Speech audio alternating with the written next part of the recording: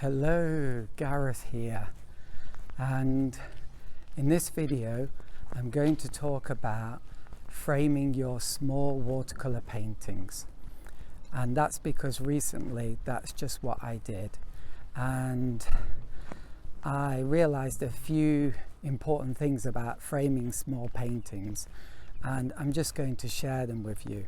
And at the end of this video you can see me with my frame painting, taking it out of the box and just showing you what's inside the frame and just a few things that I did. So hopefully you'll find this helpful. It's not really a three-step process to perfect painting or a comprehensive thing, but hopefully it'll give you some ideas that will really help you when it comes to framing your small watercolor paintings. So it begins about 3 weeks ago. Wow, suddenly a bit windy. So it begins about 3 weeks ago when one of my art students told me he'd like to buy a painting for his son who is buying a new house. So I was delighted, as you can imagine, and I showed him some of my paintings, only about 5 or 6, before he saw one that he really liked. And hopefully you'll see it somewhere here. So it's basically a sea scene at evening time, and it's a really quite vibrant painting, and he thought his son would like that one. Now it was a small painting, and I don't want to guess at what the dimensions are, so I'll just put them here because I can never remember the numbers. But it was a pretty small painting, and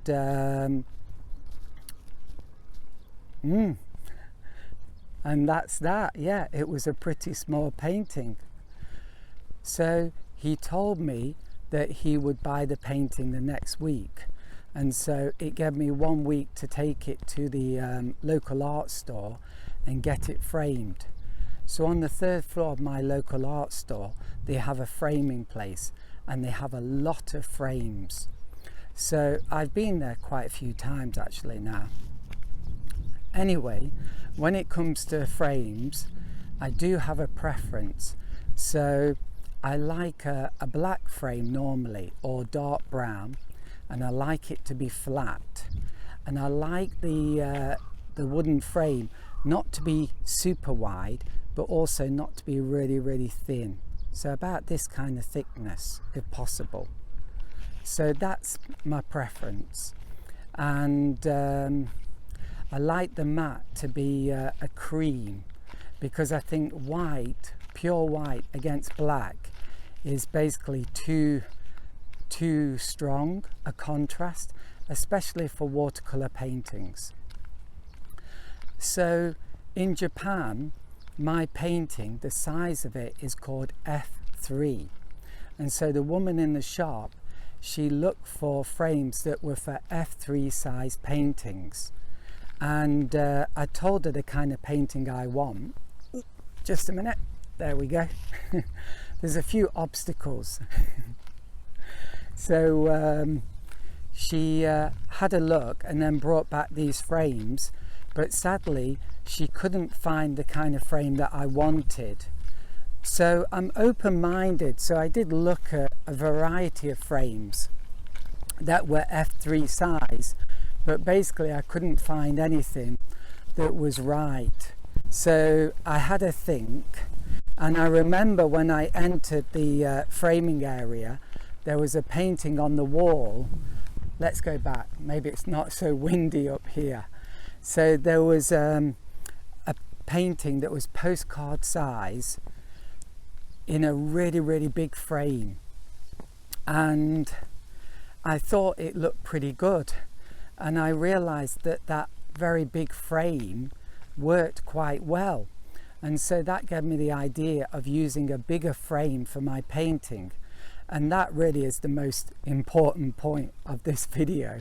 So apologies for making you wait 3 minutes before telling you that, but just wanted to give you the context and turn it into a story.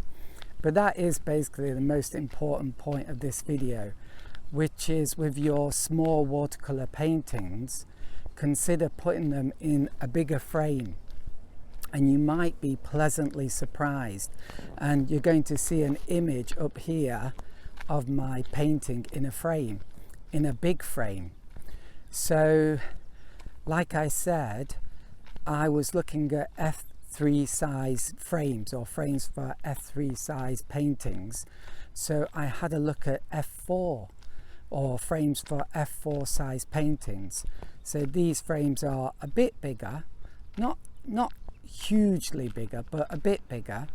And I got one that was just the kind of frame I wanted, and I put it on the counter, and I put my painting on top of it in the middle, and it looked really good. And so I was a very happy artist, very happy. So that's the first point, and the most important point. Then the second point is about the framing process. So just because you go to an art shop or a professional framer, don't always expect that the way they do the framing is going to be to your liking. Shall we say that? To your liking. Let's try and be diplomatic here. So one of the first things they do that I don't like is they use tape.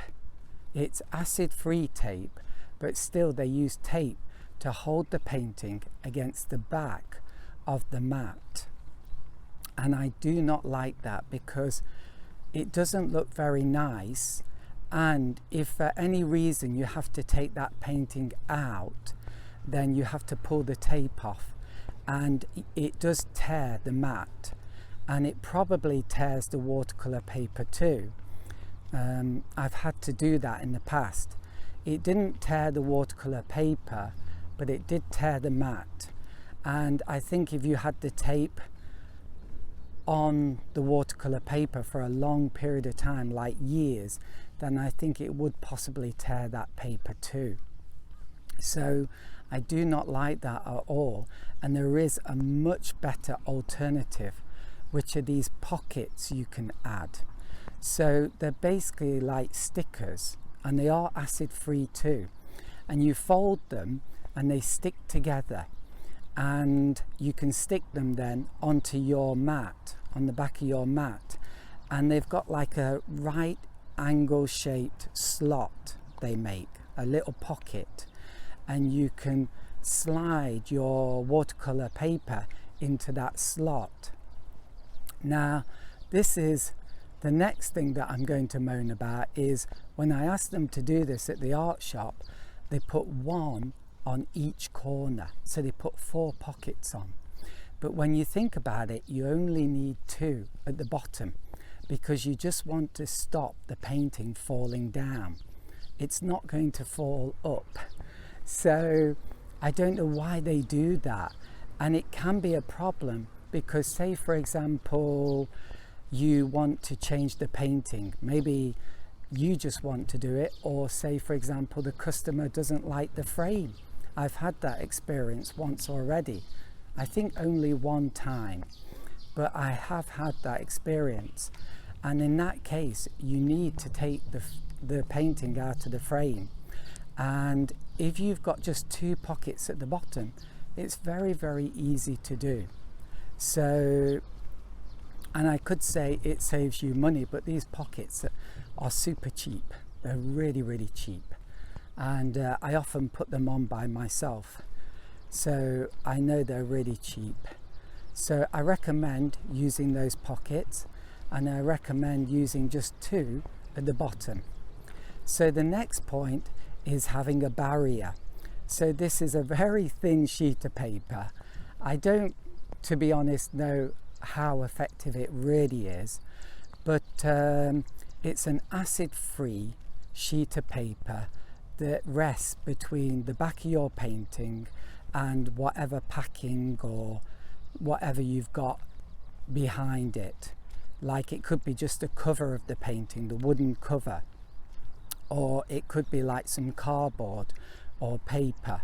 So I always I always get them to add this barrier, and they will not add it unless you ask. So it is an important point. Well, at least not where I go. And they're very, very good at what they do. So it makes me wonder about other places where you get your paintings framed. So that barrier is very important. Acid-free sheet of barrier paper. Then the final thing, oh thank goodness I got to the final thing. So the final thing is they often put cardboard in the back of the painting as padding, and also some sheet of paper or something like that. Now this is all acid or acidic, so over time it can damage your watercolor paper, so you don't want that. And so what I do is any paper in there that they've put in there, the people who made the frame, I throw that away, and then I take out the cardboard and I replace it with lightweight plastic. So basically I go to my hardware store and they've got this plastic which is very lightweight because it's got big long holes running through it, and it's very easy to cut. It looks very neat. The cardboard in my back of my frame was crumpled and creased. I couldn't believe it. I do care about things like that, even though the customer's never going to see that, but I care a lot about that. And so basically I replaced that with this plastic sheeting or whatever, which I think is either acid free or has very little acid in it, especially compared to the cardboard. And that's basically it. Sorry if I rambled a bit, it's a bad habit I tend to have. And now you're going to see me with my framed painting, first of all in the box, then you're going to see me take it out and you're going to see what the painting looks like in the bigger frame, and you're going to see what's in the back of the frame painting. So I think you'll find it interesting and I hope you find it useful. So that's all. So here is my box, and inside is my painting, framed painting. So very nice box. Ta-da! I think it looks beautiful, don't you? So that's what I mean about having a bigger frame and a spacious mat. I think it works really well. And it's very simple design, right? And that's a cream mat. Yeah, simple frame, wide mat. Okay, so let's have a look inside. So I'm just opening up the back cover.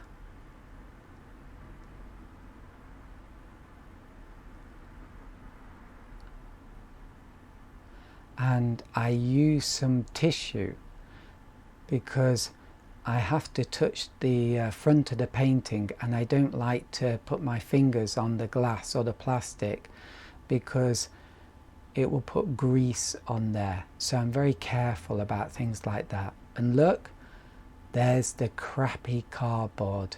Look at that. There's two pieces. So that's packing, yeah? And it isn't at all nice in any way, and it's full of acid. So something you really don't want in your frame. But that's not all. We've even got this piece of paper which I'm sure is also full of acid, because normal paper is. So you really don't want that. So that's going in the bin. And here is the barrier. So it's very thin, but it's acid free. And that goes there. You can see my pockets. They look very elegant, don't they? Very, very elegant. Much better than tape. And all you need is two of them. So I put that barrier in, and then here's my piece of plastic which is either acid free or has very little acid in it, I believe, compared to that cardboard. And it looks very neat, right? And it's very lightweight. So 2 pieces of that. And then I put this on, and I have the patterned side. One side is patterned. I have the patterned side showing. It's just these finishing touches that I finally begun to realize how important they are.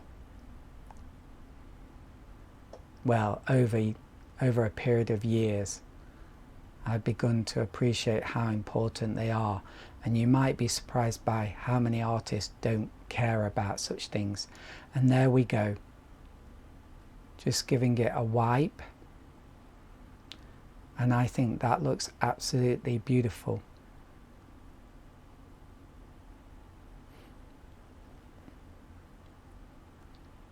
So we can use that cardboard again as protection.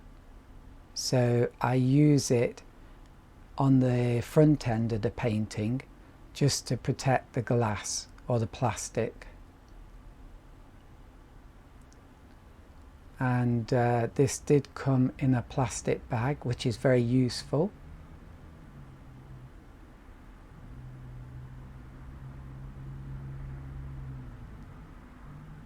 And I have the front of the picture facing down in the box, just in case anything fell on top of the box. Just an extra precaution. And then I would put some cardboard on top of that, and then the lid. And there you go. All nice and neat.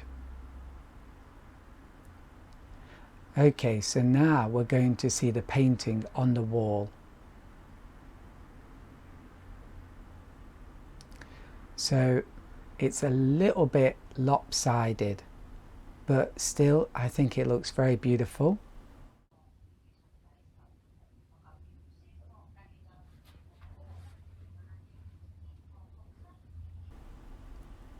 So this place is called Kitsuki. It's in Oita Prefecture, Japan.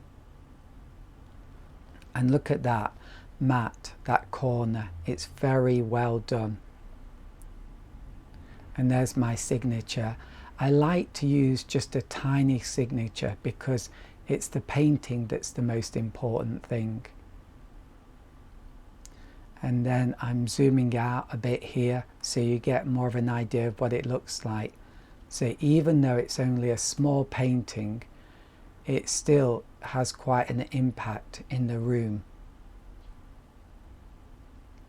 And please just ignore that thing on the right there. But there we go. So, and here is the painting, so you can have a good look.